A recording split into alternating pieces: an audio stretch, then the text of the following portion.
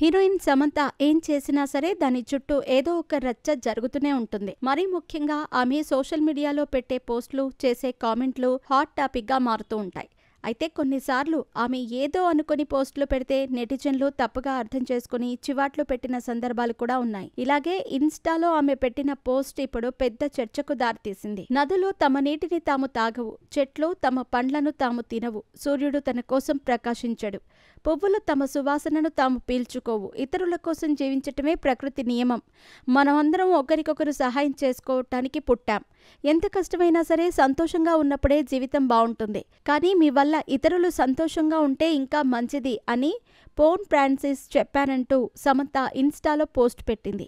అయితే Samantha పోస్ట్ని screen shot తీసిన పెద్దిరెడ్డి అనే ఓ నెటిజన్ దాన్ని ఎక్స్లో పోస్ట్ చేస్తూ ఆమెపై నోరు పారేసుకున్నాడు. విడాకులు తీసుకుంది, రోగం వచ్చింది అని సమంత కాస్త సాఫ్ట్ కార్నర్ ఉండేది. సాయం చేయటానికి వాళ్ళేమైనా మనుషులనుకున్నావా? తీవ్రవాదులు. నీకు అంత హెల్పింగ్ నేచర్ ఉంటే పాకిస్తాన్కి వెళ్ళి చేసిరా, అంతేగాని ఇక్కడ మాట్లాడకు అంటూ తీవ్ర పదజాలంతో రెచ్చిపోయాడు. ఈ ట్వీట్ ఆధారంగా చాలామంది నెటిజన్లు సమంతని ట్రోల్ చేస్తూ ఉండగా మరికొంతమంది ఆమెకి సపోర్ట్ చేస్తున్నారు.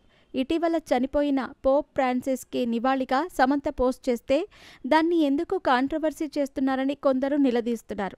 దీనికి కొందరు కౌంటర్ ఇస్తూ పోప్ ఏప్రిల్ 21న చనిపోతే మరుసటి రోజు అంటే ఏప్రిల్ 22న కాశ్మీర్లో ఉగ్రదాడి జరిగిన రోజే సమంత ఎందుకు పోస్ట్ పెట్టిందని నిలదీస్తున్నారు.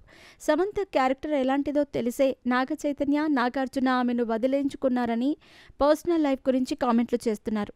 నిజంగానే పోప్ కోసం ఆ పోస్ట్ పెట్టుంటే మరెందుకు డిలీట్ చేసిందని ప్రశ్నిస్తున్నారు. ఏది ఏమైనా వివాదాలతో తలకు కోక్కోవటం సమంతకి అలవాటుగా మారిందని నెటిజన్లు అభిప్రాయపడుతున్నారు.